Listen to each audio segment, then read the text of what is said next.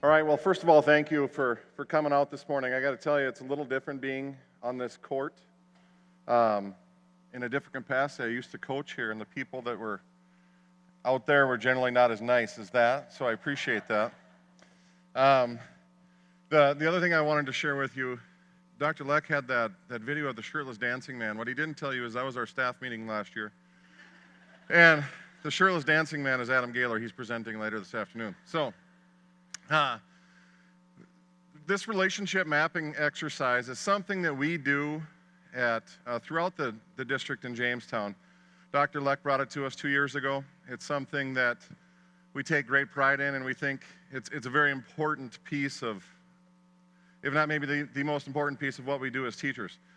And I'm glad to share it with you today. We've kind of evolved it from where we started to where where we want to be. So, first question is, what is relationship mapping? And relationship mapping is a systematic approach to finding what relationships you have with students, identifying not only those students that have social anxiety or different issues, socioeconomic issues, rough home lives, everything in between.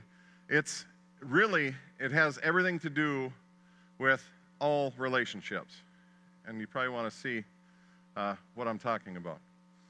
So the two behaviors that we're really looking at are both loud behaviors as well as the quiet behaviors. We always focus on the loud behaviors. That's something we do in schools all the time. Those students that create the most noise draw the most attention. But we really do forget about those quiet students, those ones that blend in. So we're going to take a look at those two.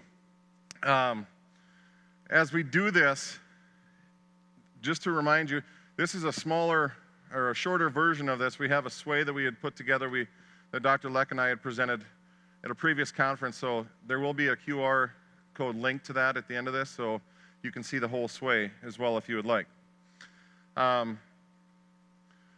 Those behaviors that we talked about, we got loud behaviors as well as quiet behaviors. The inappropriate behavior, physical, social, emotional, the anxiety, the loneliness of some of our students that we really don't see on the outside. And those are almost the most scary ones because they don't get dealt with. We're not making that connection with them. So, we're going to jump right into the process. What we do, thankful to my daughters, my wife, secretary, and a few others, we take every student's name and we put it on a wall in the gym in our school. K through 5, 245, whatever that might be. And at our back to school days, which for us will be next Monday, we'll be starting this process again as a school. We take those, put all the names on the wall, and then we start to evaluate those relationships with all of our students. So, before you get going with this, some of the things that we talked about that could be difficult, in order to get valid results on where you're at as a school, it's really important that you do some self-reflection. You have to define what is a positive relationship in our building.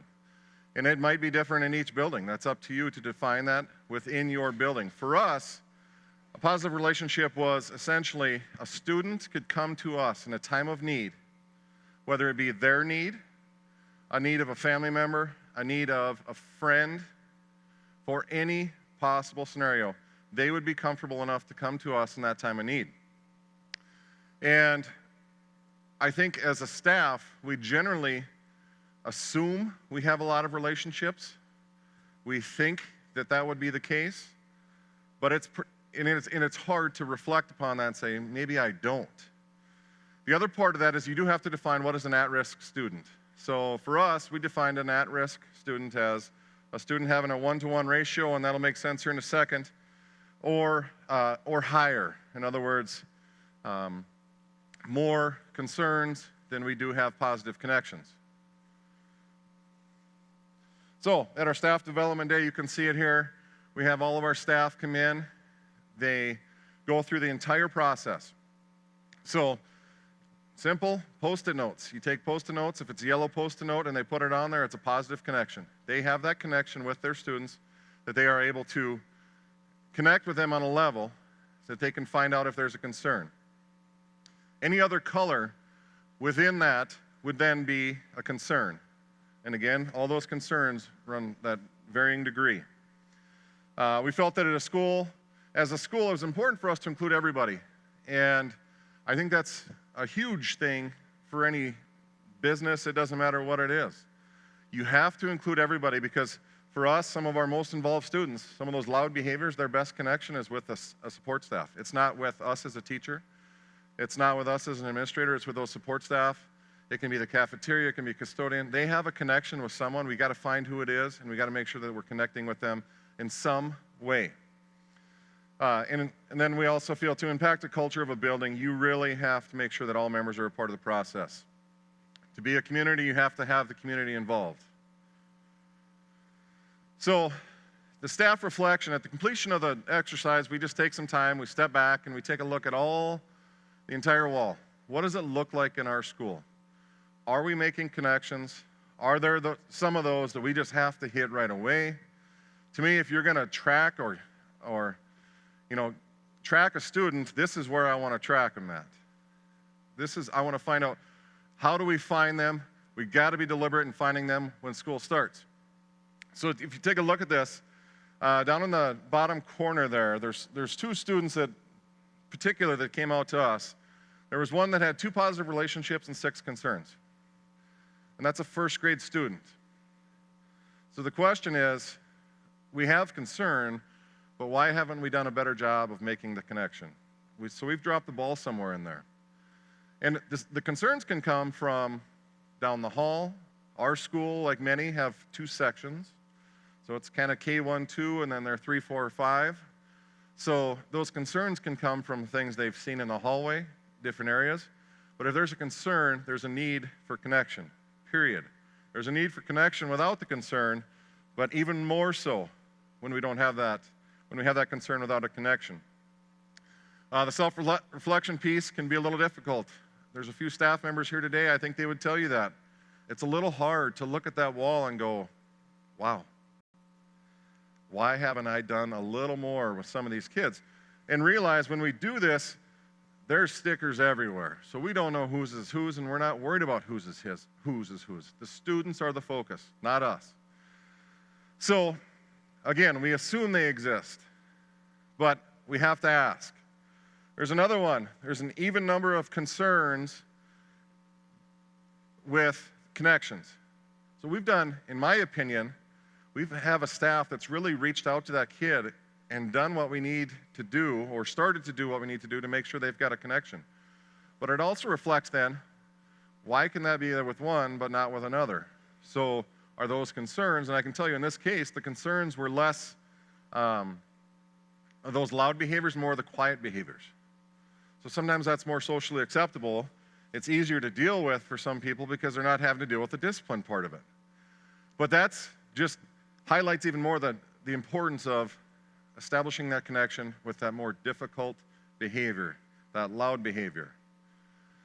And then there's one on there that's got one positive. If you look almost the center of the picture there's one positive, there's no concerns, and that was a 5th grade student.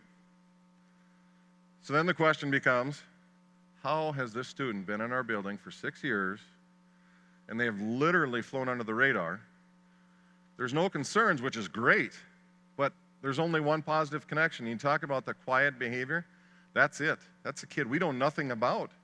If we don't have that connection, where are they at? Are they ready to move on to the middle school? This is a 5th grade student. They've been in our building a long time. So the reflection part of this can be difficult, but it's vital to be successful in this process. We took student perception data. That picture has absolutely nothing to do with student perception, but it's one of my favorite pictures, so I put it on here. Last year at the end of the year, and yeah, I was there. I took the picture because I was a little wet. I had a few wipeouts while we were sledding there. So we had results from our staff, but we had to know how do the students feel? It's one thing to gauge where we're at, but we also have to figure out where are the students at, how do they feel about what's going on? Again, can be a difficult part for staff. They're going to be judged based on how this data comes out. The one thing we did is we did not share it with everybody, we shared it with individual teachers. My biggest point of stress was, I'm not worried about where we are. I'm worried about where we want to be and where we're going. We are who we are. Who do we want to be? How are we going to make a difference as we move forward? Students, remaining the focus the entire time in this process is vital. So, our school counselor went out, because at an elementary level we've got a number of kindergarten students, they might not know names. So we did pictures. We had pictures of every student. They went in, they talked to students about what a positive relationship is, and then students circled faces rather than writing names, anything else. And student results were much better than ours. Their perception of connection was better than ours. But there were plenty that we thought we had connections with that they didn't feel the same way. So that's also a difficult pill to swallow. So, what we found, the biggest takeaways, they're very impressionable at a young age. Every kindergarten student loves everybody. They'll talk to anybody. They'll tell you things you would never want to know about their family, about anything in between. But we're losing that as they move forward. So, as they move forward, how do we find a way to make that connection? And one of the biggest things probably for us was we had upper elementary teachers going, man, I thought I had connections with a lot of those kids, but we lost them along the way because we just didn't see them as much. We're in a different part of the building. We kind of let that go. So we came up with some ways to make this work, or at least try to expand upon those relationships. First one, we do grade level reading partners. Simple concept. Every 2 weeks, we rotate throughout the school. 5th grade teacher goes down and reads to kindergarten. Kindergarten teacher then goes and reads to the 5th graders. It allowed us to reconnect with a lot of kids that we lost. It took away some anxiety from kindergarten kids wondering what happens down in the pod. That's where all the big kids are. So it helped in that scenario.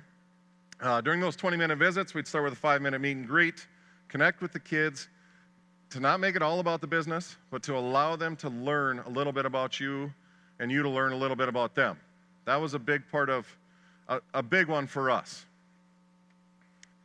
Another one, we had the Gussner Challenge Wildcat Way. We talk a lot about the Wildcat Way at our school. We're obviously the Wildcats, and the challenge was created. No student or parent enters our doors without being noticed and appreciated. That's a goal we have. The power of a high five or fist bump. No one's too old for a high five. I try and find people that are uncomfortable with it and make sure I get them, because it's kind of fun to watch them squirm. I have teachers that, as they're walking down the hall, and they're like hey, super quiet in the hallways. They walk by me, I'm all the way down the line, and I can see this look like, are you serious? But little things make a big difference for little kids. It works for big kids too, it works for adults. It's all a big deal. Postcards and business cards. We do postcards home. We send those home to families. The business cards, you write a note on the back of it, you give it to a student. We encourage all of our staff to do that for kids. Find a time for kids to be recognized. I will tell you right now, I think false praise is worse than no praise. I'm a big believer in that. It's very important that you don't give praise, especially with some of our toughest kids. They don't want that. It's almost patronizing at times. So we make very intentional in finding opportunities to recognize the good things our kids are doing. Can be big, can be little. Let's find a time and let's celebrate it. Okay? And then we've seen an immediate impact on this. I've had a mother come up to me in Walmart crying because she has a postcard on her fridge of her son. He was in 5th grade. She had not heard positive things. She came up, she gave me a hug, she said, I'm so proud. We talked about, the fridge thing. When we were little, we had stuff on the fridge all the time. We hung stuff on the fridge. So we wanted to populate people's fridges. Miles with Mr. Anderson, or Wildcats Walking Across America. We started walking every morning before school. Some kids very reluctantly, but it was a way to connect outside of the day-to-day interactions inside our school. I've only been an administrator 2 years, and you can see I have less gray hair in that picture than I do right now. What does that tell you? So this was a positive program for us, and it was a good time just to talk to kids. But this is the one thing we forget about. What about us as teachers? We focus a lot on the kids, but we cannot forget about our staff. So, we're trying to find ways to build our school culture outside of the day-to-day operations. The picture looks like we don't get along, but we really do, okay? We do this was our croquet scramble day. We've done a cornhole tournament. These are some other ideas that we have put together on ways to get our staff. We have staff meetings that have nothing to do with school. So, finding a way to connect to your staff as well. And then connecting our past to our future. This year we did this, and I tell you what, it was one of the best things we did all year. We had Gussner graduates come to Gussner when they were going to go to their graduation. We put on the music in the hallways. We lined kids throughout the entire hallway, and we had them walk to school. A reception line. The kids were excited to be there. The students were just thrilled. We have these big kids from the high school coming into our school, but I think the staff, it might have had the biggest impact on the staff. They were so excited to see former students. It was such a big thing. I went out to the golf course, and a retired teacher works out the golf course, and he said, hey, I want to tell you, I had a couple students that they came and told me about walking down the hallway. They said it was the coolest thing they've ever done. Kids gave them high fives, and they got to see their old teachers, and he said he was wondering if maybe retired teachers could come back, so if they have teachers they didn't get to see, they can go on. So, a new idea for this year. So, again, just another way to connect kids to what we do. The links are here. If you would like to take a look at any of these, we've got the sway up there. We were very fortunate. Ted Dintersmith came out to Jamestown. We were able to meet with him, author of Most Likely to Succeed and What Schools Could Be. He came out, Tom Gerhardt from Indy United came out and did some videoing of the entire process. There is a video on the innovation playlist, Ted Dintersmith's site, so we were very excited about that. If you have any questions, please feel free to give me a call, shoot me an email. I'm very passionate about the connections with kids, and I think the part of relationship mapping that's most important is its connections with all kids. Not just those loud behaviors, it's also the quiet behaviors. So, thank you very much for coming out to Jamestown. Enjoy the rest of your 2 days. Have a great rest of the day.